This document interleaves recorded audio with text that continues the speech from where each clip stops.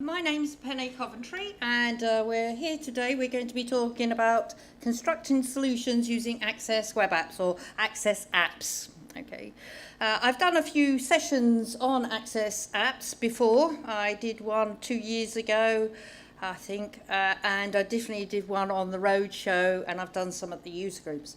So I'm doing slightly something different today, and I'm also going to tell you some of the new things that have been released in Office 365 to do with Access apps. I'm going to try and do loads of demos, because I often find, yes, it's nice to talk about things, but how do you actually do it? So hopefully I'll show you how you can get started with this.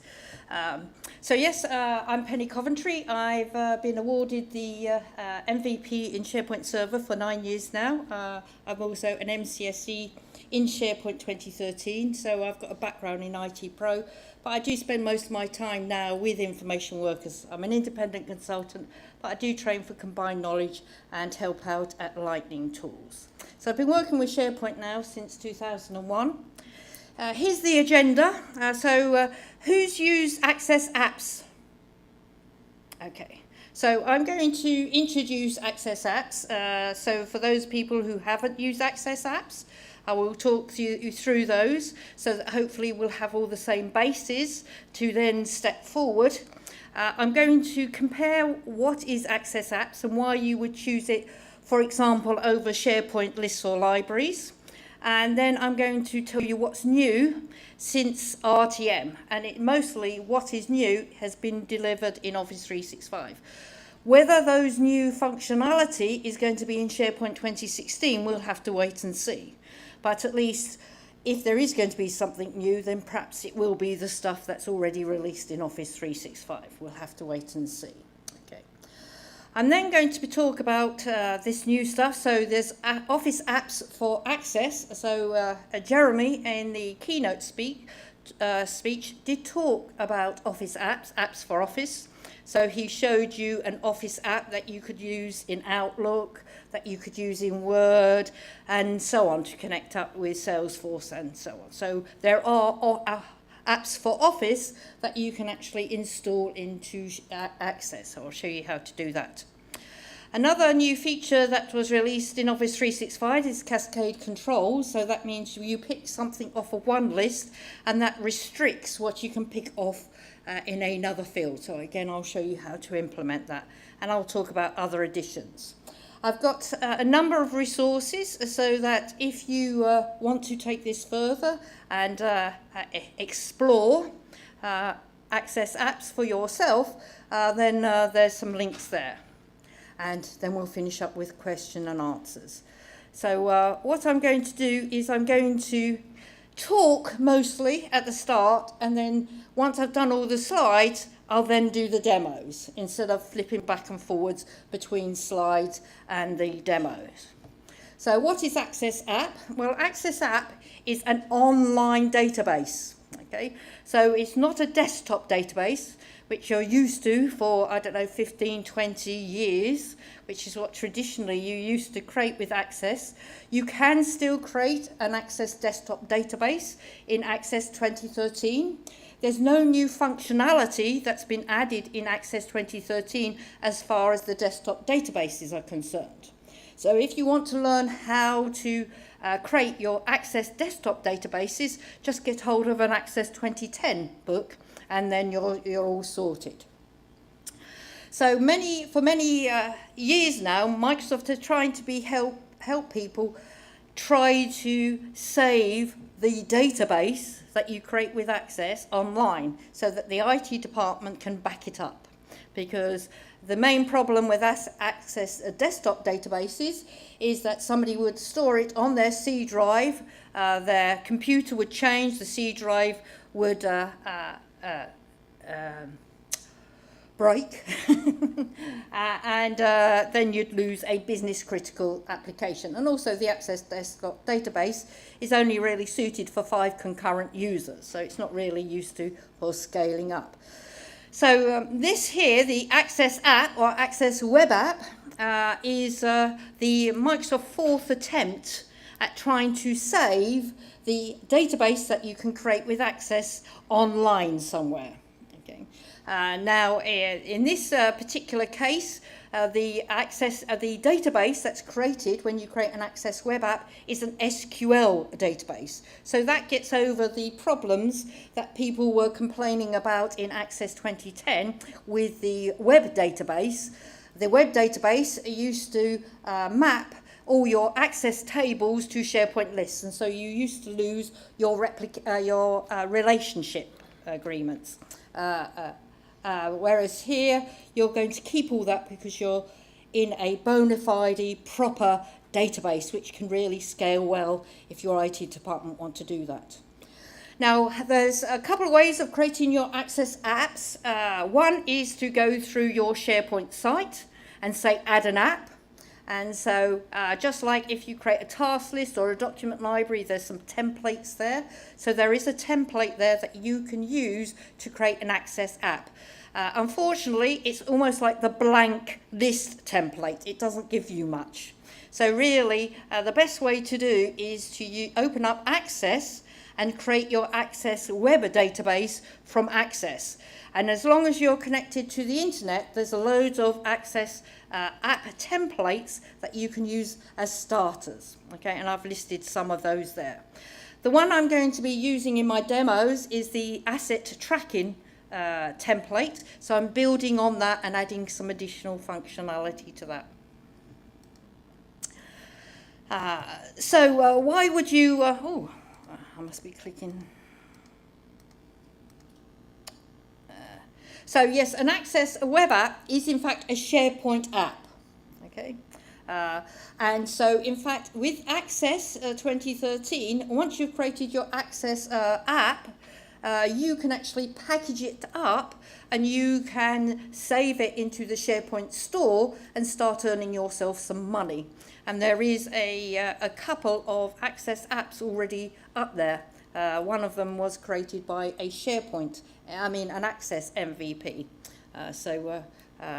Yes, you can do that. So you don't need to have any code or Visual Studio to actually package it up as a SharePoint app. Right, okay. Oh dear. So, as I said, you're using your Access 2013 to design your Access app. So it's almost like InfoPath Designer, right? You don't need a client version of a program to actually start loading up data into your Access app. You do everything using the browser. So once you've designed your solution, you don't need to open up Access again. So you don't need to get on every single person's desktop Access for them to use your Access app. Everything's through the browser. As I said, the Access app creates an SQL database, and if you are on premises, then your IT pro does have to do some work to make it work. It has to be SQL 2012, and I think it has to be SP1. Okay. But you can look all that details up.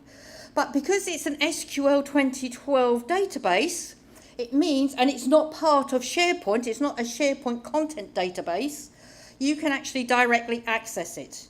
If the data was being stored into a SharePoint content database, then you couldn't directly access it without breaking your support agreement with Microsoft. I would be careful what you do if you do directly connect up to that SQL database, because I have played around with it and it has meant that I can't open it up the Access web app again with Access and continue my design process. So I would try to limit direct access to the SQL database as read-only, just because you want to do some reporting on it. Okay.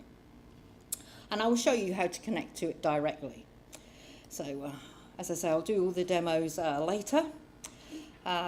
So, to meet your business needs, there's many things within SharePoint that allows you to develop your solution on. Okay?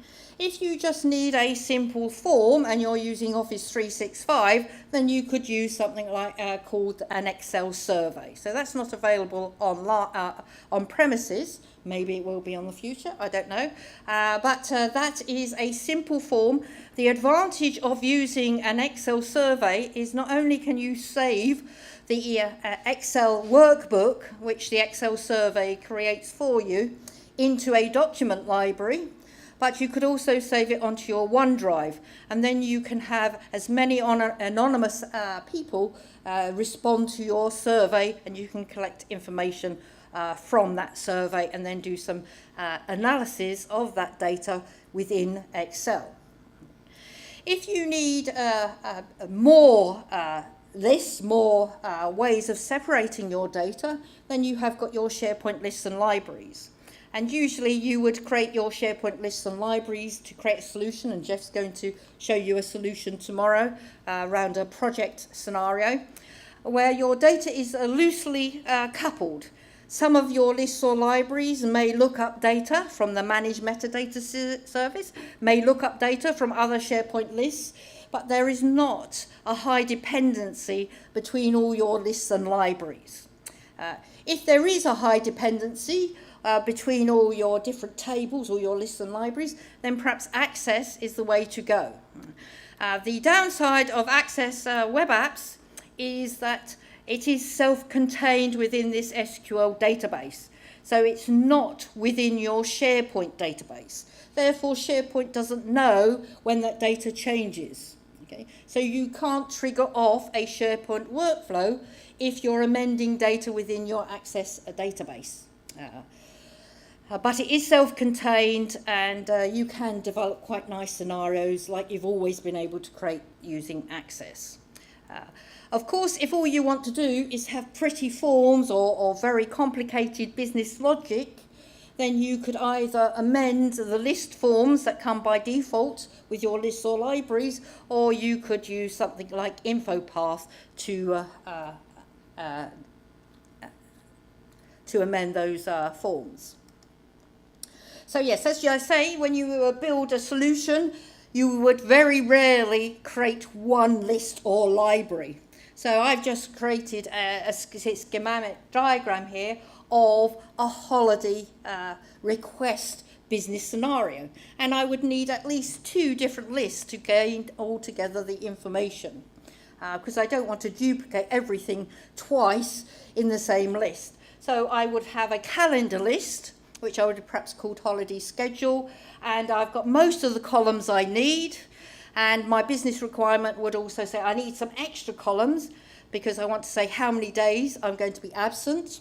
And because most companies are international, we can't just say, right, we're going to take the end date away from the start date, and that's the number of days you're going to have a holiday, because every different country has different bank holidays and so on. So you usually would want people to put in the number of days that would count as holidays. You could then also see, right, instead of having somebody manually go through and say, oh, this is your holiday request, how much holiday allowance have you used, how many holiday allowance are you allowed to use this particular holiday period. So instead of manually doing that, you could save that information in a separate list called holiday allowance. You could have a lookup between the two, so that somebody could say, right, it's this person who wants a holiday, and I need to choose people off of this list. And then you could have a workflow work out the very basics of saying, right, this person wants 5 days holiday, but they're only got 3 days left. I'm going to reject the holiday request straight away without bothering the team manager. Okay? So we can do sort of workflows to take some of that task away from a user. So let's see what's new since RTM. So one of them is Cascade Controls. So I'm going to show you how to create that, and I've put the URL to the Access blog that introduced Cascade Controls. And as you can see, this was out quite soon after RTM. RTM for 2013 was in April. So this feature was added to Office 365 in August.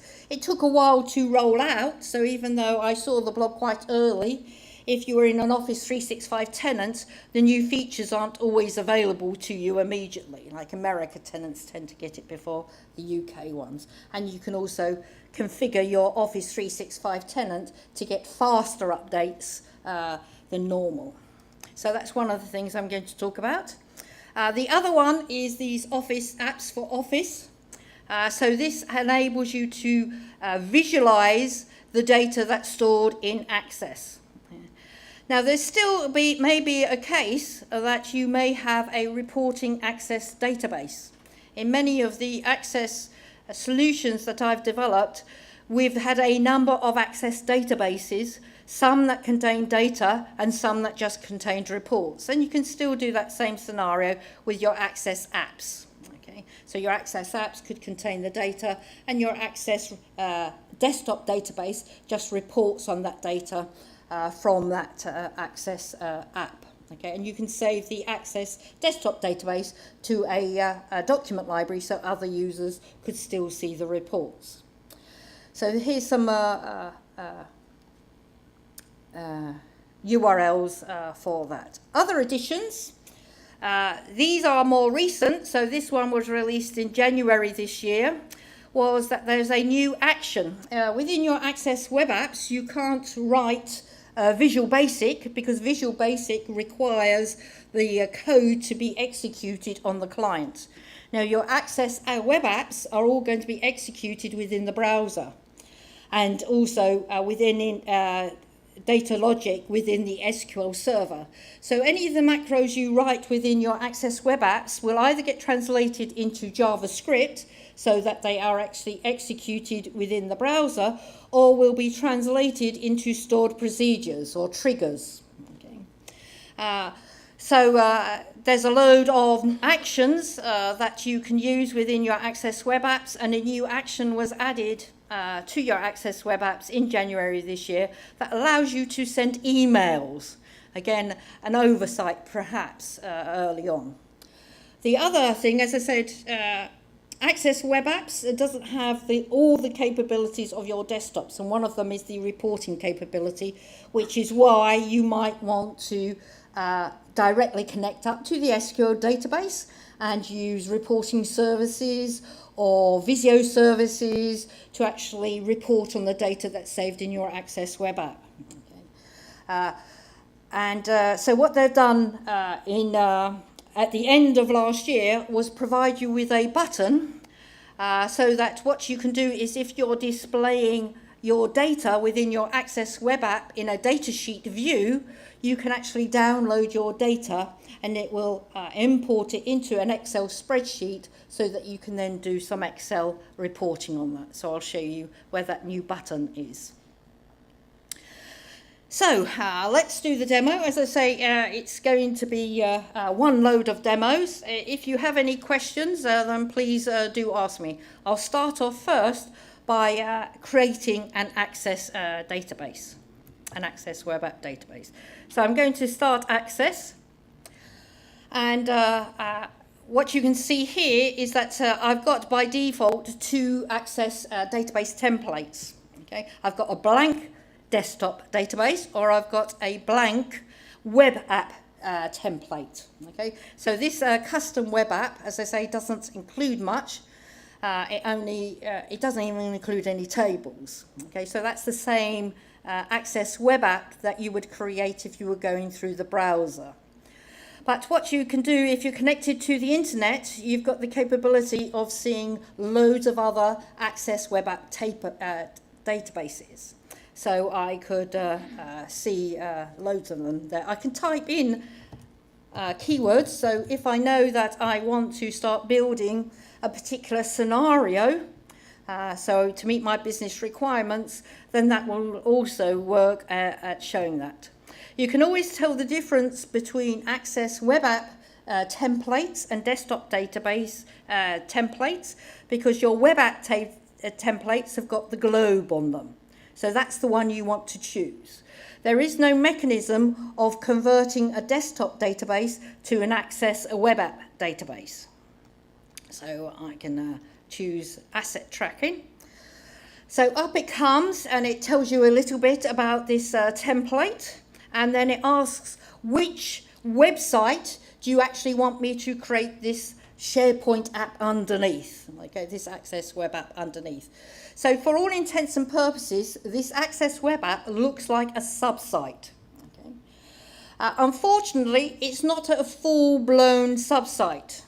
So if you did really create a SharePoint subsite, you'd be able to break inheritance for permissions. You'd be able to break navigation. Okay.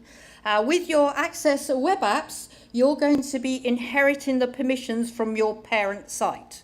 So there's no breaking of inheritance at the Access Web App. There's no breaking of the permissions at individual tables or at individual item level, what you're used to with a proper SharePoint site. So you need to think about that when you're creating your Access Web App. Okay? You might create a parent site with all the permission levels that you require for your Access Web App, and then create your Access Web App underneath that. Okay. And then you just put the URL in, and then you click Create. Okay. So as I said, I've already created some Access Web Apps already for us. So this is the one I'm going to be using, the Access Tracking. So I've been using that template. And again, it looks a little bit different than your SharePoint site. You've got a quick access bar, and you've got links to tables within your Access Web App. So this, as I say, you could imagine as a subsite, and these could be lists within that subsite. So a list in SharePoint could equate to a table in Access, if you've not used Access before. And by using the quick launch, I can show these different tables. And just like an Access list or library, I have different views of a table. So at the moment, I'm seeing the list view of the assets table. I can see the datasheet view, or I can see the by category view. When you create a new table, you actually get a number of views already created for you, but you can also create more. So it's just like a list. Some lists, you get more views, you know, like the task list. If you use the task template, you get quite a number of views. If you just use a document library template, then you only get a default view. You can also see with the list view, it's slightly different from a list view as a SharePoint list. We've got this pane down the, sort of like in the middle section, and we've got almost like a summary of each item that lives within the table. And as I click on each of these items in the table, I get more details about that item in the right-hand portion. In a SharePoint list or library, we would have to say view properties to see that information, but we've got all that information on the screen at the same time.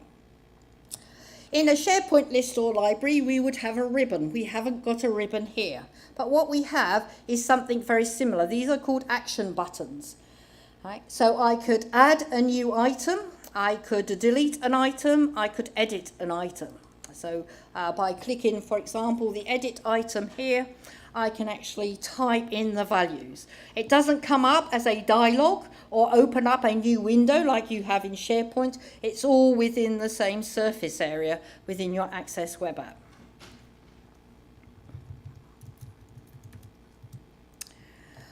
I could cancel out, so not save my changes. And I can save. I've created these two new action buttons, and I'll show you how I've done that. Okay, so those you don't get for free when you create an access database. So I've enhanced it by adding my own buttons, so you can do that. What I will be showing you is the fact that I can type in something in this field. So.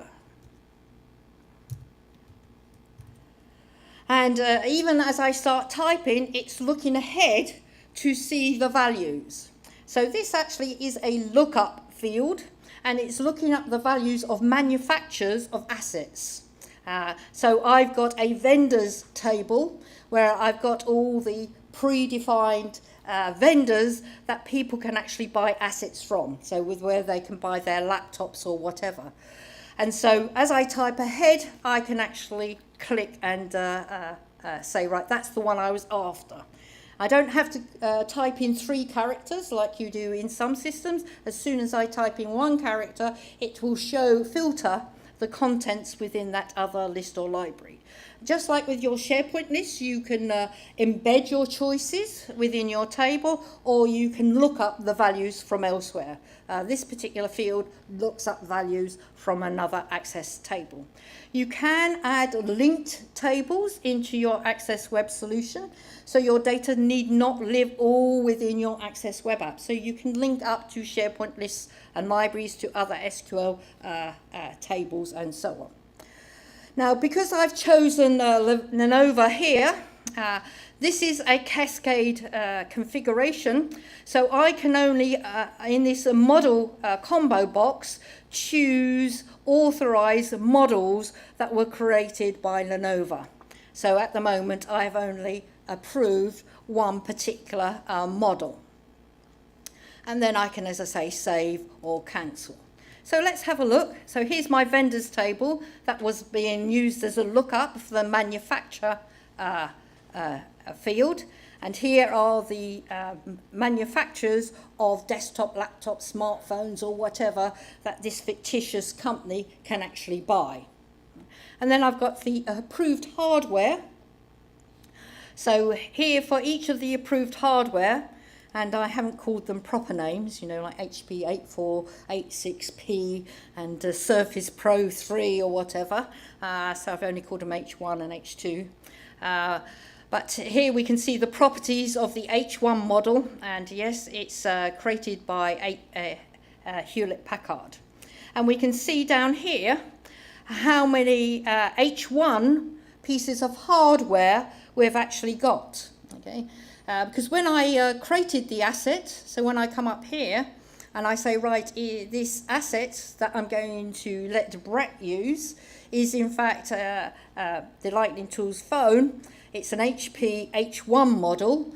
Well, over here in the approved hardware, it knows that I will use those lookup columns from the approved hardware table, and so automatically it creates this other portion on the page, so it shows me almost like a sub-view. So it's going to the assets table and showing me only those assets that were HP and H1. So you could do the same sort of thing in SharePoint with webpack connections, but you would have had to do quite a number of clicks. You get all that free within Access. It's very easy to build these relationships up. It expects you to build relationships, and therefore it automatically creates the views with these sub-views automatically there. And you can see from this particular view, I can add an asset. Okay? I don't have to navigate away from where I am. I can add the asset here if I think, oh, there should really have been my laptop or my smartphone or my H1 that should have also appeared in the asset list. And similarly, if I go to assets here, and for example, why isn't that edit? Oh yes, edit. So here, when I start typing, it looks for anything with a P in it. It doesn't have to start with P. It can be P anywhere. All right. But you can see I've got another option just below it that says add a new item. So just like when you create a choice list in SharePoint, it gives you the option to allow users to manually put in a choice if the choice isn't already there. So you've got the same sort of option here. And again, if I say add a new item, it doesn't navigate me away from my page. It opens up the form as a dialog. When I've added the item, so I can say, the vendor could be Evo, and it could be, so we'll have that, and I save it.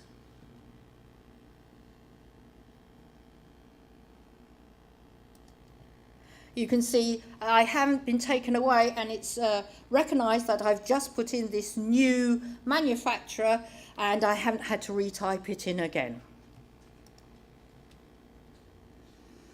So, what do we do if we want to change this design? Well, we can't change it in the browser. All we can do in the browser is add data. Okay. So we need to put this Access web app in edit mode, which means we have to open it up within Access 2013. And the way to do it is to use this good old little cog. Okay. Unlike a SharePoint site actions cog, which gives us loads and loads of options, we've only got two options here. Everything I've been showing you at the moment, except for the Cascade Control, is exactly the same as on-premise.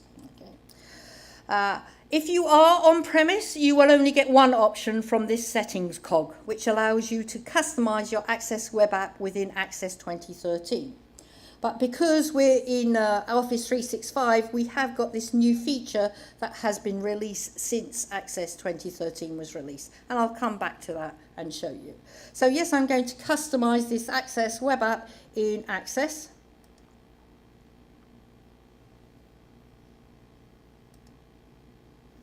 Let's just do I had the page in edit mode, so I've got to get out of edit mode, and now it allows me to open it.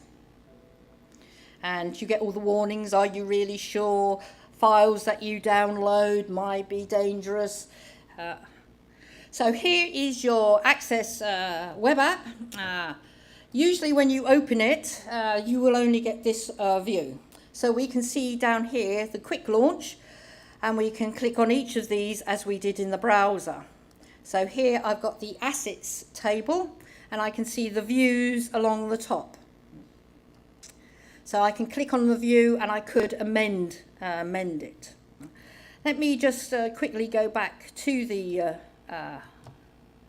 browser. One of the things I was going to show you is the new icon that allows you to export your data from an Access table into Excel. So say you must be in a datasheet view. And then this is the new icon. Wow. So I just click on it and it should open it up. So all the data from the Access table is now in Excel. We can save the spreadsheet. So that was really exciting, wasn't it? Okay. But I had to show you. Can you write from Excel to Access in the Access spreadsheet? You can connect up to an Access database, access a web app database, but you would have to directly connect up to the SQL database, right? So I'll show you how to directly connect up to your SQL database. Okay, that's the way you would connect up to it, just like any other SQL database that you wanted to manipulate the data from within Excel.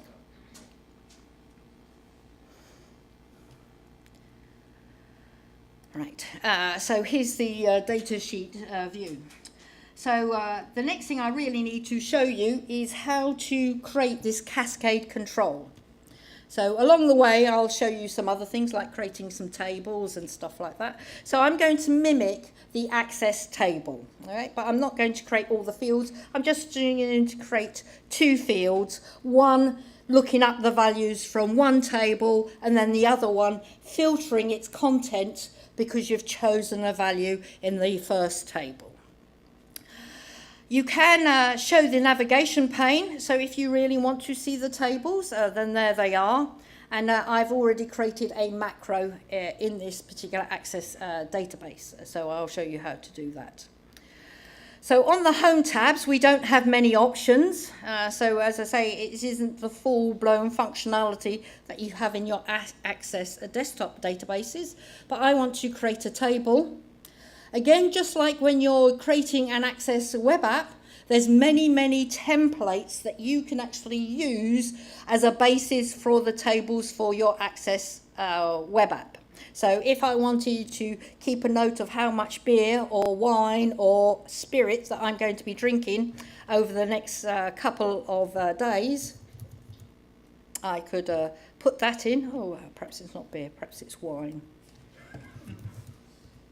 Okay, so up it comes with a filter of the different types of templates that you can use. And when you choose one of these templates, it's not going to just create one table. It might create a number of tables that work together to produce a consumption log or a wine collection scenario. But I'm just going to, say, as I say, create a simple scenario just so that we can concentrate on how to create a cascade table. So I just chose a custom one, which means I don't get much for it. So I'm going to have a manufacturer. You know, that's the, let's put it Evo so that we know. So that would be the IBM, Lenovo, whatever. And so we want that as a lookup from our, so that's a lookup. So very similar to creating a column within, I can't see it at the bottom. So I want to look up values from another table. Again, you could create a query. So I'm going to get the vendors from my vendor table, my manufacturers. And also I've got referential integrity so that I can't delete IBM if I have bought a piece of hardware from them. So I've got those sorts of options there. So that's going to allow me to choose the manufacturer. And so the other one is which hardware can I buy from that manufacturer. So let's put Evo approved hardware. And again, that comes from another table. So it's a lookup table. And it's the approved hardware. Now the Cascade style, the Cascade capability, you can only use if you're using lookups from within internal tables, because underneath the covers, you can see here, every table's got an ID, just like every list has got an ID column, okay? Well, it uses the ID to do the filtering, okay, and to do the displaying. So I tried it first of all when they released the blog post by using a linked table to a SharePoint list. You know, so I was thinking, all right, then somebody in the SharePoint site, in the parent site, could put all the manufacturers and then I could use that in here. So yes, I could for a lookup, but if I want to use Cascade Controls, then both of those tables have to be within the Access database. So I've created my table, so I'm just going to save that.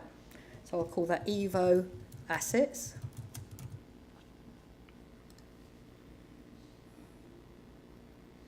Okay, and then I'll just close that down.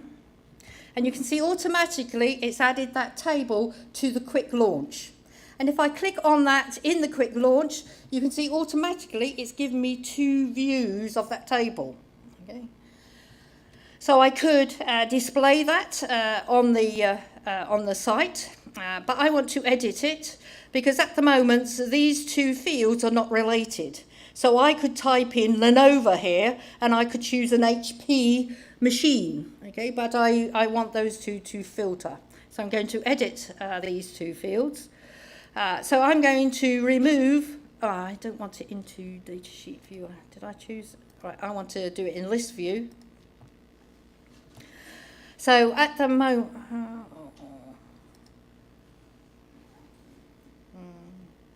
so let me do that again.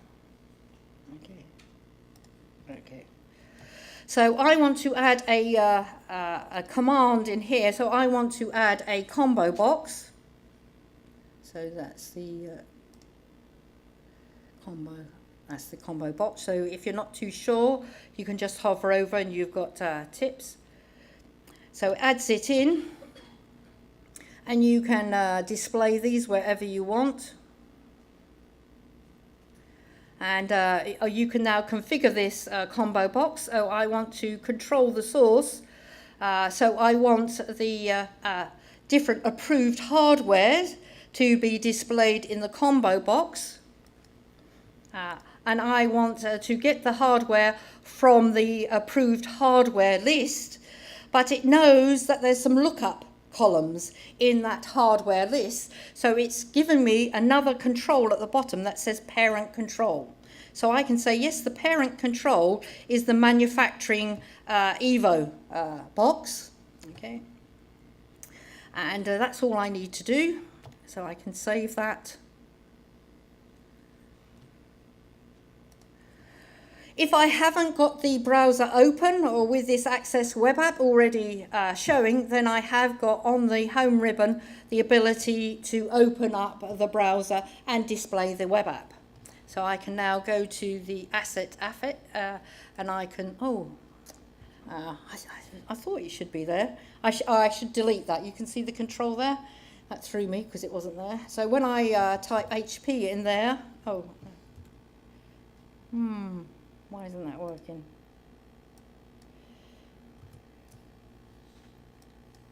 I don't know why that's not working. So we'll have to look at that. But yes, it should work. I'll have a look at that as we go along, but that's what you have to do. As I say, I'll have to look at that and see why that's not working.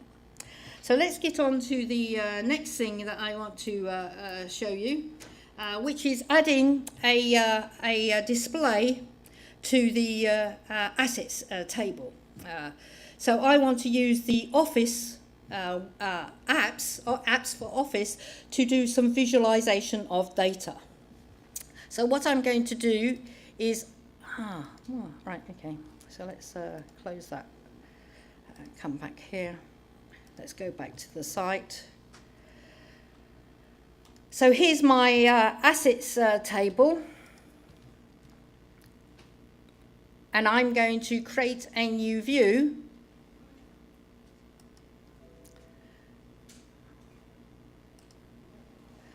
And I'm going to create a blank view. So just like in SharePoint, I can create many different views. I can create a blank view here, and I'm going to show all the different assets. Okay. I wasn't going to do it on this site. Okay, let's close that. I've got another more fuller, more created Access web app, and I've got a purchasers table. As you can see, a lot has been done to this. Okay, so let's just refresh again, because I shouldn't have got that error. Okay, so I want to show some visualization here. So again, I'm going to open this up and customize it in Access. And I'm going to create a new view, which I'm going to add the Office app for Access on. So I'm going to add it onto the purchasers. So I'm going to add a new view. So I'm going to call it Purchase Apps. I'm going to have it as a blank view. So no fields are going to be incorporated in here. And you can choose the data source. So where is the data going to come from for this particular view? So this table has associated with it the definitions for the table, but this table also has a number of queries that you can actually create as well. Okay? So if the table contains lots of lookups, then you don't really want to use the table to display the data, because one of the fields will be ID in the lookup. Okay? Whereas what you want is the vendor name, like HP or whatever. But if you do a query, you can say, all right then, please bring over the vendor name and not just use the ID. So using queries can help you with that. So I'm going to use this query here, invoices, and click new view. So we get it on the end here. That's all I want to do. If you do want to look at all your tables and views, you can actually see the data in your tables and views by just, so here's your loads of queries. So the query I was looking at was the sum invoice base. So if I want to see the data and see the columns, I can open it up just as if I was in the desktop one. Again, if I want to amend it, I can open it up in design view. Okay. And so there we've got the relationship between the two. So now I'm going to go back to this boss one and open it up again. When you do make some changes, the first time you actually try to render the Access web app in the browser, it does seem to take a little bit of a while. It's almost like there's been a hardware reset on your pages or whatever. Okay.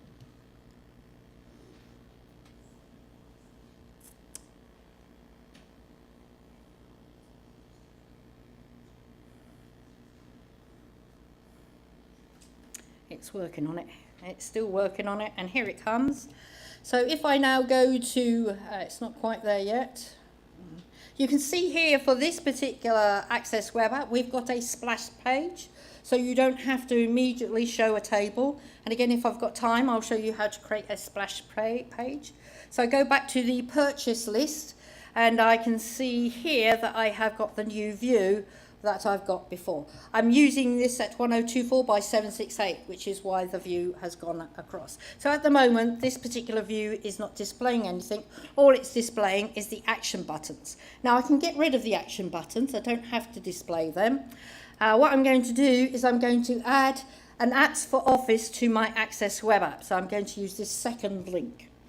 Again, there's some Access apps for Office from the Office store. But you could, if you're a developer, create your own Office apps for Access, and then they would perhaps be in your My Organization. So I'm going to choose perhaps a pie chart. Now these these Office apps for Access, they're not that brilliant, so it's more or less to get over the idea of what you could incorporate. So just like any app, you need to trust it. And then it takes a while for the app to actually display on the page. You actually configure the Office apps on the page itself. It, in fact, incorporates a control on that page, which you will be able to see if you are in Access. So now I can choose the series data. So I could say, right, I want to show the amount of total amount per invoice in my pie chart, and I want the label to be shown as the vendor name, which, as I say, is why I use a query. If I use the table definition, it would be 1, 10, whatever. And I can also colour it. Okay, and so now down the side, I could say, right, well, AdventureWorks, that particular invoice for AdventureWorks didn't spend very much. The next one down did. And this one here, right, you can see as you hover over it, you've got some screen tips from how to use it. So you've got a little bit of reporting by using Office apps. So that's the next thing. So the next thing I want to show you is the capability of using this send email. So it's this new action. So I've incorporated it into the assets tracking Access app. So again, I need to customize my solution in Access.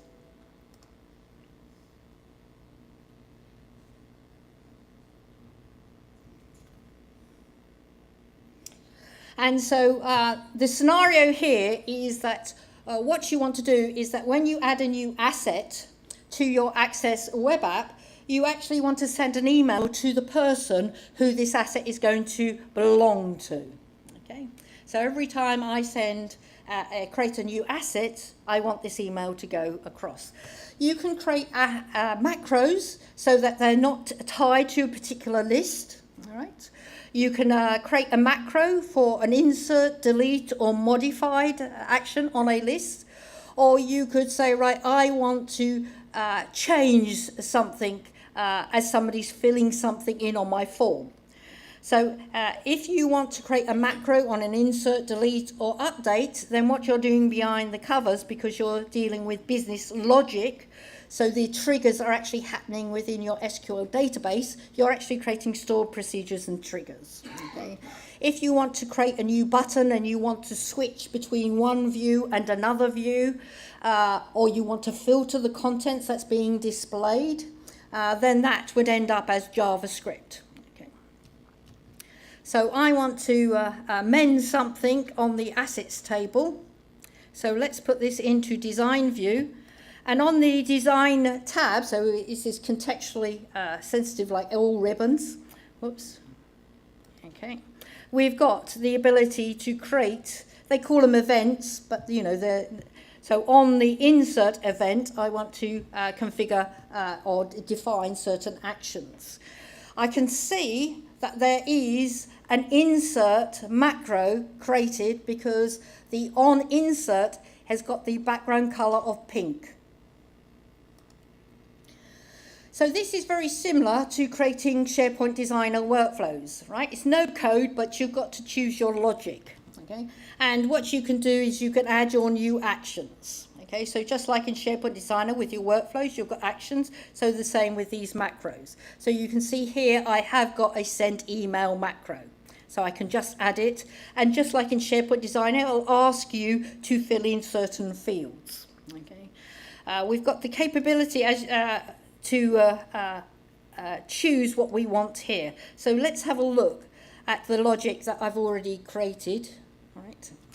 So I'm going to look up, I need first of all the email address. So you're going to fill in that this asset has been bought for this particular person. So you've already filled in, so all these events get fired off after you click the save button. Okay. So that's when they're triggered. So all the information has been filled into the form. So you need to get from the form the email address of the person. Now you didn't put in the email address. That was it from the employees table. All you did in the assets form was put in the person who was going to get this asset, Penny, Brett, or whatever. So the first thing we need to do is find out the ID of from the employees table to the thing that I typed into the assets table. Right? So you need to know your columns. All right? So in the assets table, it was the owned by column that I actually typed in Brett. So I want to find Brett from the employees table. And as I say, if you create lookups, right, it's the ID that's saved. So that's why that's there. So first of all, I'm going to look up in the employees table for Brett or Penny or whatever. And then I'm going to get information from the employees table. And so I'm going to get the email address. Now, just like in SharePoint Designer workflow, sometimes you have to save the information in a variable because you can't look up that within the action, right? You can use variables, but you can't do the lookups. So that's what I've done here. I've created some local variables, and I've saved what I've looked up within those variables. So I've got the person's email address, and I've also got their first name.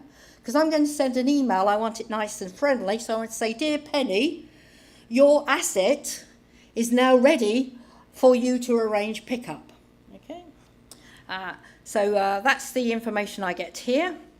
I'm now going to build up the body. You can see down here, I've got a body field, but again, I can't type in everything. So I often do this. I often build up what I'm going to send to the email body within a variable, and then I use the variable later on.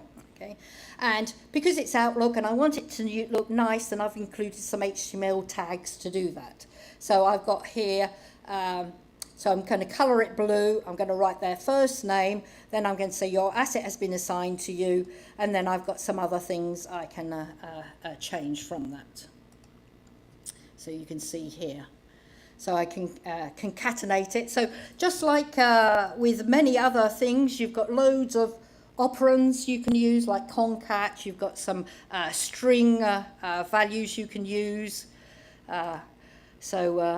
comparisons, and so on. So you've got loads of functions that you can do, you know, substring, trims, paths, or whatever.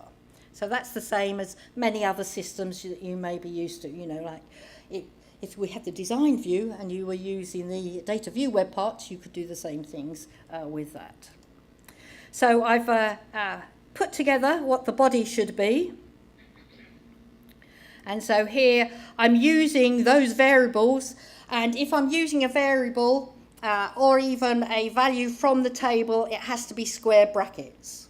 Okay. So I'm referencing the variable name there, I'm putting a subject matter, and then again I'm putting the body matter there. So let's see this in action. So I'm going to create a new asset. So this is the Evo laptop, and it's going to be from HP. Okay, and so it's going to be the H2, it's going to be London, and again I could have that as a lookup, and it's going to cost £2,000. Okay, and it's a tablet, and it's new, and it's going to be owned by Penny.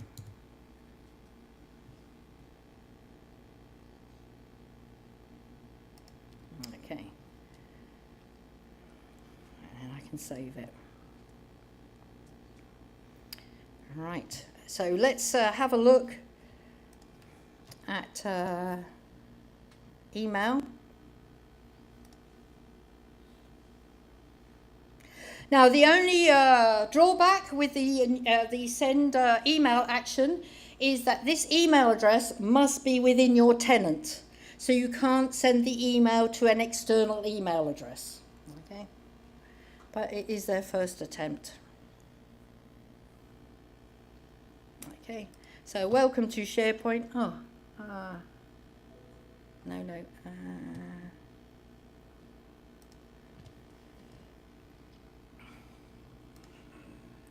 Let's try it again. So let's see the employees. I just want to check. Oh, has it arrived? Oh yes, just took a while. You panic a bit when you're doing demos. So there it is, and you can see there's my HTML tags come up in blue and so on, and I did some italic at the bottom. Okay.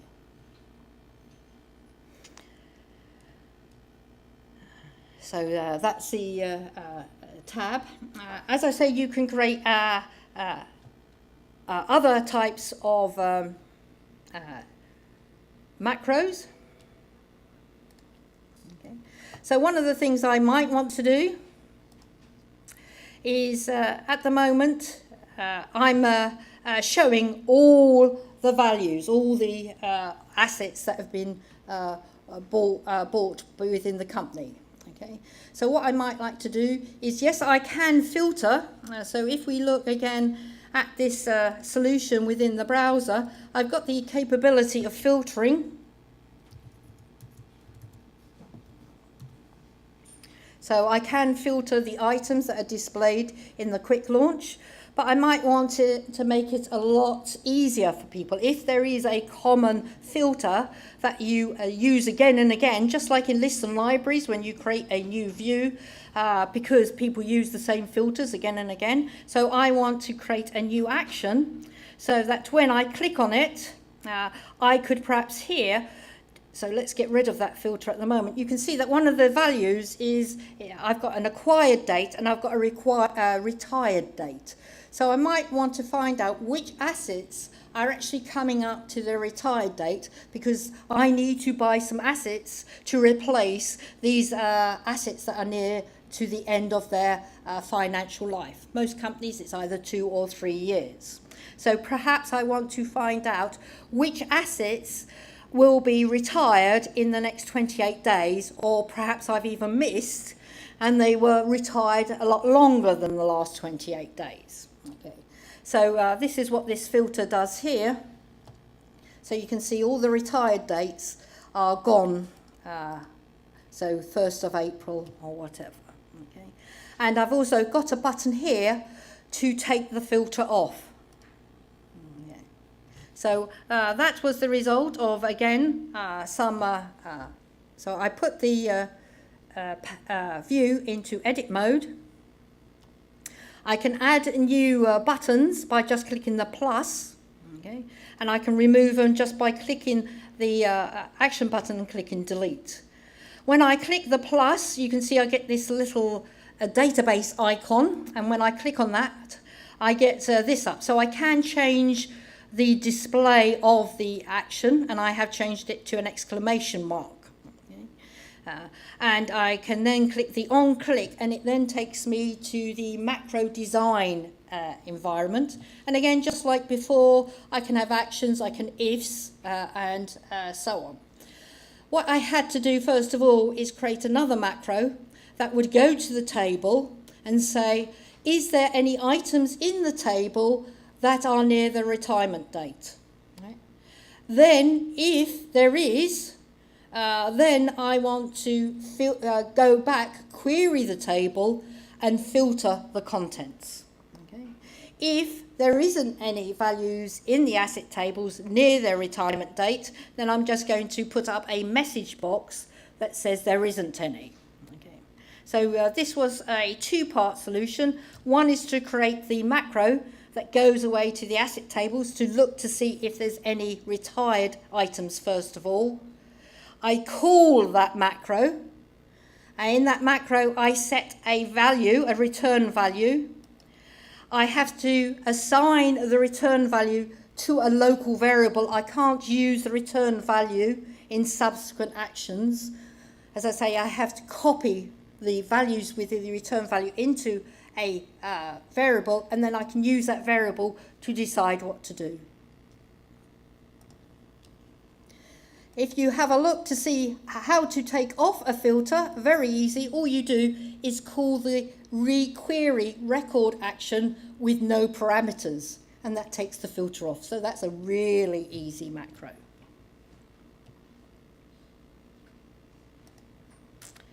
Right. So I've done macros. I don't have time enough to do the splash. What I want to do is show you how to connect directly to this Access database. Okay. Because again, if you look on blogs or whatever, that can be quite confusing. So to find out what the Access database is, on premises, yes, you could talk to your IT department, but they're going to get fed up with you. Okay? So it'd be nice to know which SQL server this Access database, SQL database, was actually created. Okay? If you're on Office 365, there's no way you can phone up the Office 365 support and find out this SQL database and this server.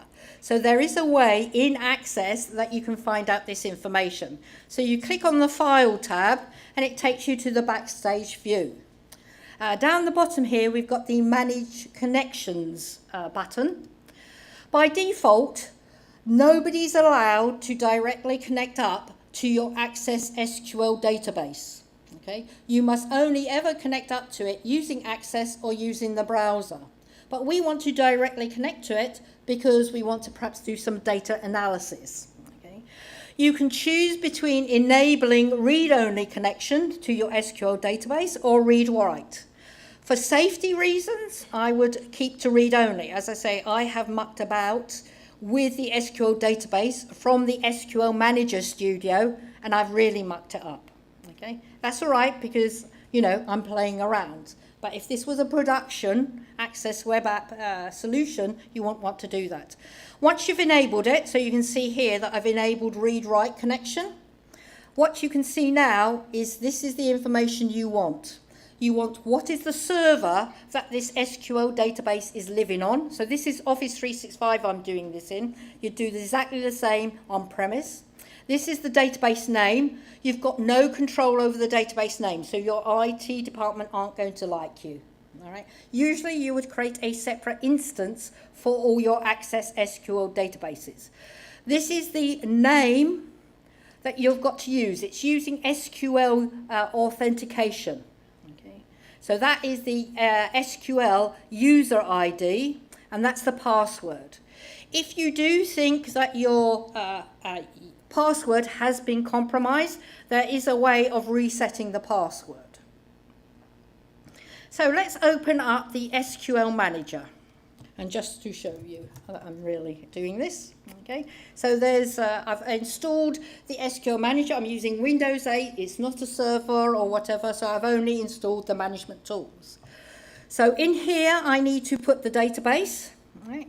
I need to put in the logon ID. So let's get this up again. So here is the username. So I need to, in here, put the username. You must choose SQL Server Authentication. Here's the password.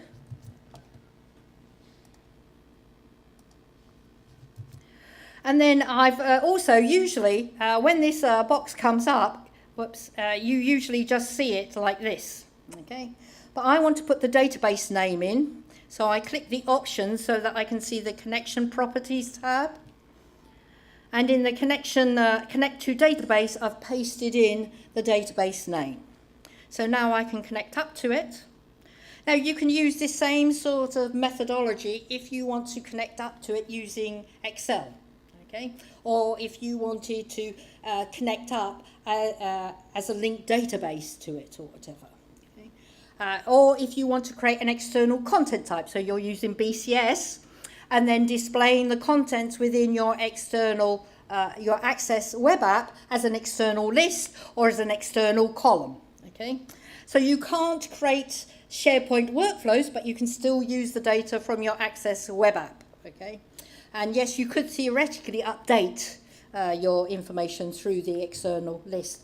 But again, if you've got lookup columns, there'll be 1, 2, 5, and you won't really know what you're choosing. So always the best way of putting data in is through the Access web app. So I can have a look at the tables. Okay, so here's all the tables. So I created some macros off of the Access ones. So I can have a look at this. So this says asset after insert. So it's using its own naming convention. So I can see by choosing different values within that macro design area, right, what SQL commands. It's just for interest, right? So if I say script it to the new query window, underneath the covers, Access, when you're choosing all these actions and ifs and whatever, it's actually translating it to an SQL using SQL statements or whatever. Also, just to prove that you can connect up to it using BCS. So again, this is Office 365. So I have created, I'm using single sign-on. So in here, I've created 2 target application IDs. One, if I want to connect up using the read-write SQL user ID and password, and one if I wanted to use the read-only. So I created them, and then I set the credentials and paste the user ID and the password in here. I then use SharePoint Designer to create the external content type. So if I go back to my site, and so therefore on a separate site, so yes, the asset tracking Access web app was created on the demos site, so that was the parent site, but I could go to another site and I could create an external list. So here's the external list. So underneath the covers, it's using the external content type that I created. It's getting the SQL user ID and password from the single sign-on, and I'm now displaying it there. And I can also create an external column from that. So hopefully that gives you an idea of what you can create. Okay. It's a lot of fun. Has anybody any questions? In terms of licensing for the app, is it set you only installed on the machines of the people modifying the database? Yeah. So it's per use license? Yes, yeah. So yes, you could buy, I don't know, standard Office Pro and then just buy Access for those people who need to design the solution. Access services is available in every single plan in Office 365. Okay. And it's supportable. It's supportable now. I thought it was supportable for quite some time, but they announced at the SharePoint conference last year that it was now officially supportable, which means that if you did something, it would be backed up or whatever, or if they lost a disk, they would recover it, sort of thing. If you are using on-premises, then Access Services is an enterprise feature. Microsoft are always looking for feedback from you as to what you would like to see. I would definitely recommend that if you think that there's some gaps or you'd like to see some improvements. So, for example, when I create a splash screen and I expand open the size of the image that I'm displaying, I have to guess the size of the image. It's not like it's got a property value that I can say, yes, I want 500 pixels by 500 pixels, sort of thing. So there is some things that you might also like to see. So some of the things that I've been showing you today, like the Cascade Control, the send email, all were originally put up on the msaccessuservoice.com page, and you can vote for those features that you would like to see. And each week, the Microsoft team do look at that, and they do take it seriously, and they do use that as one of the considerations of how to prioritize what they're doing. So if you do think there's something missing, not just with Access, perhaps with InfoPath or the forms strategy, then please do go up there and provide feedback. Also, collar Jeremy, if there is something burning that you missed. Although MVPs can talk and feedback what we hear, it's much more meaningful if you talk, to Jeremy, and then you also back it up by putting comments on these user voice websites. I've got loads of links. I haven't incorporated them in the deck. As I say, I have done loads of talks about Access over the last 18 months. So if you go to my blog site, you will find them all there.